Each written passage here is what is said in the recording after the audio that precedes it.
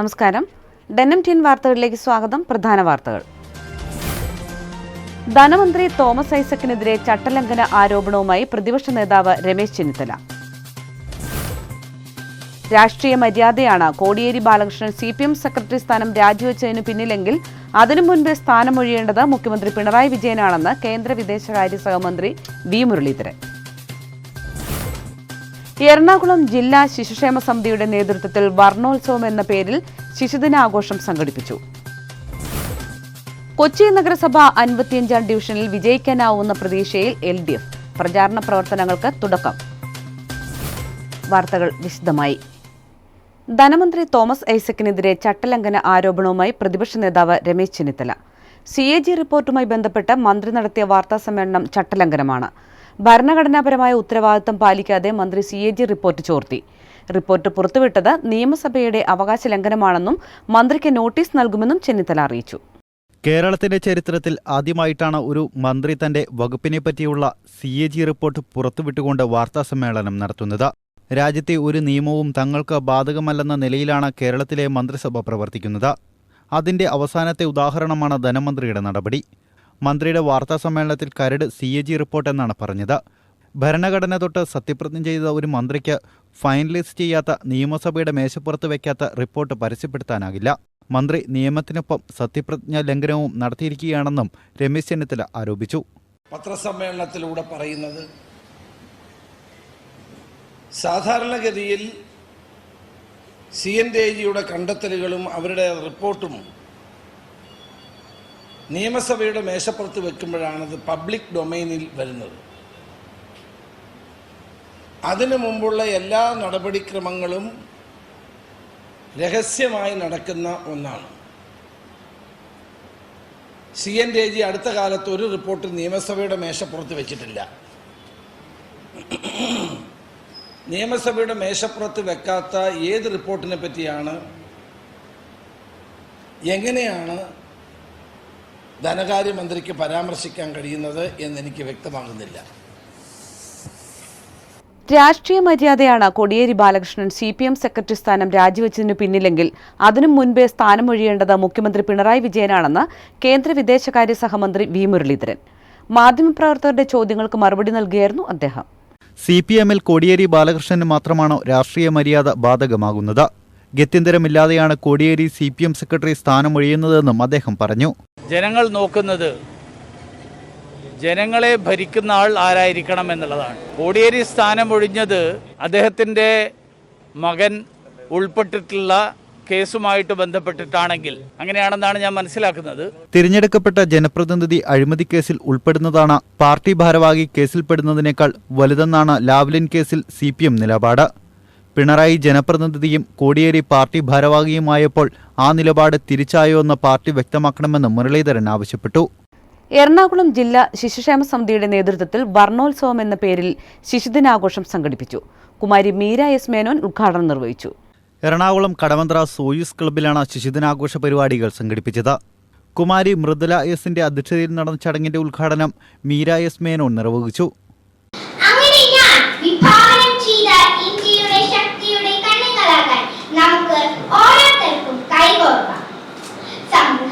വിഷമവും പ്രയാസവും അനുഭവിക്കുന്ന എല്ലാ കുഞ്ഞുങ്ങളെയും ചേർത്ത് നിർത്താനും നമ്മളാകും വിധം അവർക്കൊരു കൈത്താങ്ങ് നൽകാനും ഈ കാലഘട്ടത്തിൽ നമുക്ക് ഏവർക്കും കഴിയട്ടെ എന്ന് പ്രത്യാശിച്ചുകൊണ്ട് ഈ പരിപാടി ഔദ്യോഗികമായി ഉദ്ഘാടനം ചെയ്തതായി പ്രഖ്യാപിച്ചുകൊണ്ട് നിർത്തട്ടെ. ജയ് ഹിന്ദ്. കുമാരി അഹല്യ, കുമാരി ആരാധ്യ തുടങ്ങിയവർ ചടങ്ങിൽ പങ്കെടുത്തു. പ്രൊഫസർ MK സാനു ശിശുദിന സന്ദേശം നൽകി. 95% എഴുതാനും വായിക്കാനും അറിയാൻ പാടുന്നത് നിരക്ഷരം ജീവിച്ച ഒരു രാജ്യത്ത് ഇത് എത്രത്തോളം ശരിയാവുമെന്ന് വളരെ സംശയിച്ചിരുന്ന പ്രായപൂർത്തിയുള്ള അവകാശം 21 തോന്നുന്നു. അത് വന്ന് പക്ഷേ നടക്കുള്ളൂ. 2 മതേതരത്വം നമുക്ക് പല മതങ്ങൾ ഇതിനൊക്കെ ഇടയ്ക്കിടയ്ക്ക് വഴക്കുണ്ടാക്കുന്നത് പാടില്ല. ജോൺ ഫെർണാണ്ടസ് MLA ശിശുദിന സ്റ്റാമ്പിന്റെ പ്രകാശനം നിർവഹിച്ചു. Advocate Yesudas Parappally, Sunil Harindran, advocate KS Arunkumar തുടങ്ങിയവർ പങ്കെടുത്തു. ചിൽഡ്രൻസ് ഡേക്ക് 5 വയസ്സുകാരി തീർത്ത കുട്ടിയുടെ കുട്ടി സന്ദേശം. തീർത്ഥ ടോക്സ് എന്ന കിഡ്സ് ചാനലിലൂടെ കുട്ടികൾക്ക് സുപരിചിതയായ 5 വയസ്സുകാരി തീർത്ഥ വിവേകാണ് തന്റെ കുട്ടി ചാനലിലൂടെ കൊച്ചുകൂട്ടുകാർക്കായി ചാച്ചാജിയുടെ മഹത്വ സന്ദേശം കൈമാറിയത്. Very good. തീർത്ഥ ചേച്ചിയുടെ കൂട്ടുകാരെല്ലാം നല്ല മിടുക്കന്മാരും നല്ല മിടുക്കിമാരും അന്ന് തീർത്ഥ ചേച്ചിക്ക് അറിയാട്ടോ. നമ്മുടെ ഭാരതത്തിന്റെ എക്കാലത്തെയും അഭിമാനമായ വേൾഡ് ഫേമസ് ലെജൻഡറി ലീഡർ അവർ ഫസ്റ്റ് പ്രൈം മിനിസ്റ്റർ നമ്മുടെ എല്ലാ കൊച്ചു കുട്ടികളുടെയും സ്വന്തം ചാച്ചാജിയുടെ പെരുന്നാളാണ്, ബർത്ത്ഡേ ആണ് ഇന്ന്. Number 14 children's day. കുട്ടി സന്ദേശം കൂടാതെ ചാച്ചാജി ലോകത്തിന് സംഭാവന ചെയ്ത പുസ്തകങ്ങൾ പരിചയപ്പെടുത്തുകയും ചാച്ചാജിയുടെ പുസ്തകങ്ങളിലൂടെ അറിവുകൾ കുട്ടികൾക്ക് ലോകത്തിന് അഭിമാനമായി വളരുവാനുള്ള ശക്തി ആണെന്ന് കൂടി തീർത്ത കുട്ടികൾക്കായുള്ള ദിനത്തിലെ കുട്ടി സന്ദേശത്തിലൂടെ പങ്കുവച്ചു. കൊച്ചി നഗരസഭ 55-ാം ഡിവിഷനിൽ ശക്തമായ തിരഞ്ഞെടുപ്പ് മത്സരമായിരിക്കും നടക്കുക. കോൺഗ്രസ് സ്ഥാനാർത്ഥി തുടർച്ചയായി വിജയിക്കുന്ന ഡിവിഷൻ ഈ തവണയെങ്കിലും പിടിക്കാനാവുന്ന പ്രതീക്ഷയിലാണ് LDF. കൊച്ചി നഗരസഭ 55-ാം ഡിവിഷനിൽ LDF സ്ഥാനാർത്ഥിയായി മത്സരിക്കുന്നത് നിഷ റോയിയാണ്. UDF തുടർച്ചയായി വിജയിക്കുന്ന സീറ്റ് ഇത്തവണ പിടിച്ചെടുക്കുവാനുള്ള ശ്രമത്തിലാണ് LDF. ജനകീയ വിഷയങ്ങളിൽ നിരന്തരമായി ഇടപെടുന്ന വ്യക്തിയാണ് നിഷ റോയി എന്ന കാഴ്ചപ്പാടിന്റെ അടിസ്ഥാനത്തിലാണ് LDF സ്ഥാനാർത്ഥി നിർണയം നടത്തിയത്. പലപ്പോഴും മഴ പെയ്താൽ വെള്ളം നിറയുന്ന റോഡുകളും കാണകളും വൃത്തിയാക്കാൻ അതിട്ടിരിക്കുന്ന കാണകളൊക്കെയാണ് ഞാൻ കണ്ടിരിക്കുന്നത്. അപ്പം അതിൽ നിന്നെല്ലാം ഒരു മോചനം സാധാരണക്കാരായ ആൾക്കാർക്ക് വേണ്ടി ഞാൻ ഇടയ്ക്ക് എന്നെക്കൊണ്ട് കഴിയുന്ന വിധത്തിൽ ഞാൻ ചെയ്യുന്നുണ്ട്. അപ്പം അതുപോലെ ഇനിയും ഈ ഡിവിഷൻ്റെ വികസനത്തിന് വേണ്ടിയിട്ട് ചെയ്യണം. വർഷങ്ങളായിട്ട് ഇവിടെ UDF ആണ് ജയിച്ചുകൊണ്ടിരിക്കുന്നത്. അപ്പം അതിൽ നിന്നൊരു മാറ്റം ഞാൻ പ്രതീക്ഷിക്കുന്നു. നിഷ റോയി തന്റെ പ്രചാരണ പ്രവർത്തനങ്ങൾക്ക് തുടക്കം കുറിച്ചു. 55-ാം ഡിവിഷൻ കമ്മിറ്റി ഓഫീസ് പ്രവർത്തനം ആരംഭിച്ചു. പ്രൊഫസർ MK സാനു ഓഫീസിന്റെ ഉദ്ഘാടനം നിർവഹിച്ചു.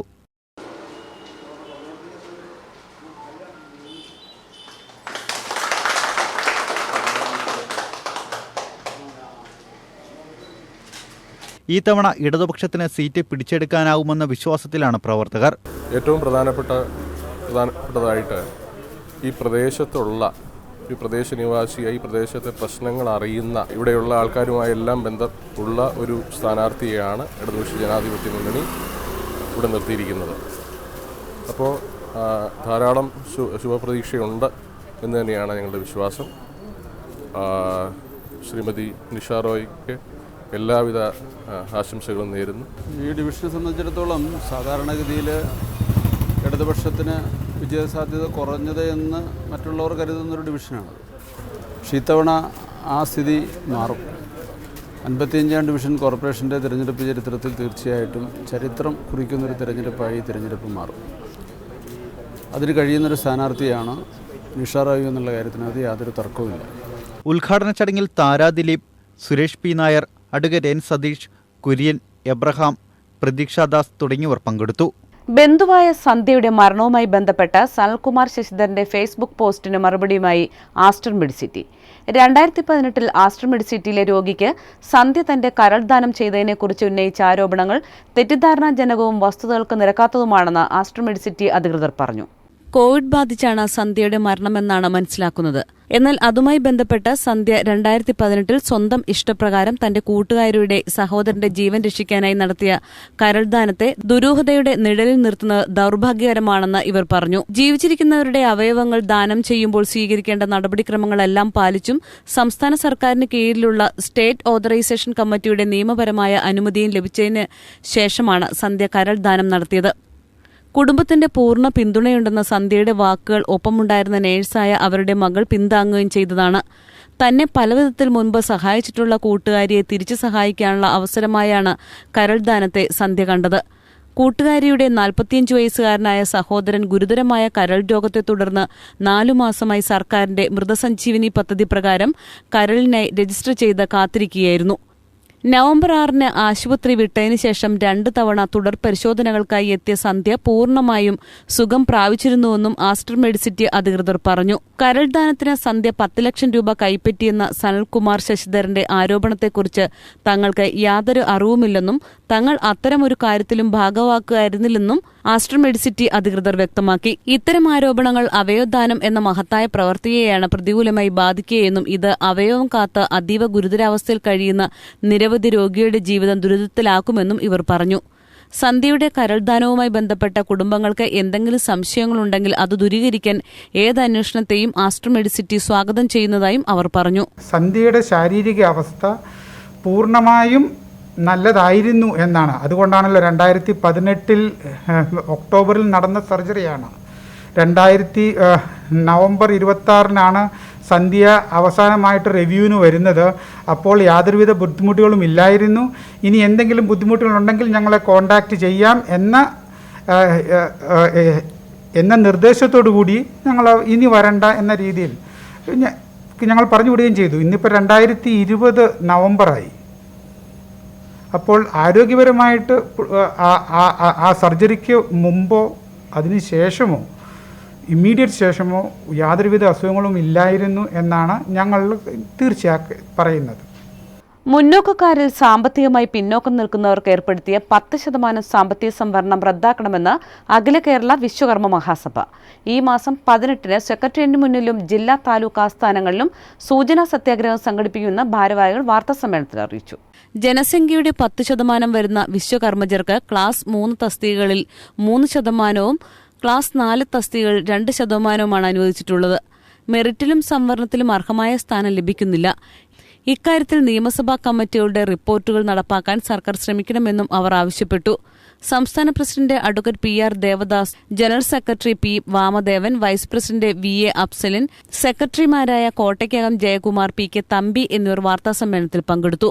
അന്ന് ഭരണഘടനാ ശില്പികൾ സംവരണം ഏർപ്പെടുത്തുന്ന സമയത്തിൽ നിന്ന് എന്തെങ്കിലും കാതലായ വ്യത്യാസം ഇന്നത്തെ കാലത്തുണ്ടായിട്ടുണ്ടോ എന്നതാണ് പ്രശ്നം. സംവരണം നൽകിയത് ആയിരക്കണക്കിന് വർഷങ്ങളായി അടിച്ചമർത്തപ്പെട്ട ഹിന്ദു മതത്തിലെ പിന്നോക്ക പട്ടികജാതി വിഭാഗങ്ങളെ പൊതുധാരയിലേക്ക് ഉയർത്തിക്കൊണ്ടുവരിക എന്ന ലക്ഷ്യത്തോടെയാണ്.